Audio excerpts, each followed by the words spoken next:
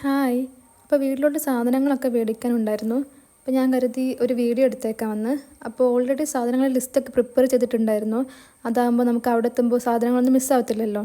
അപ്പോൾ ഇതാ പാല്, സ്നാക്സ്, അരിപ്പൊടി, പപ്പടം, സോപ്പ് അങ്ങനെ ഓരോന്നായിട്ട് മേടിക്കുന്നുണ്ട്. ഞാനും അച്ഛനും കൂടെയാണ് സാധനങ്ങളൊക്കെ മേടിക്കാൻ പോയത്. ഒരു അടുത്തുള്ള സൂപ്പർ മാർക്കറ്റിലാണ് പോയത്. അങ്ങനെ ഞങ്ങളിതാ സാധനങ്ങളൊക്കെ മേടിച്ച് ബില്ല് ചെയ്ത് നമ്മൾ അവിടുന്ന് ഇറങ്ങുകയാണ്.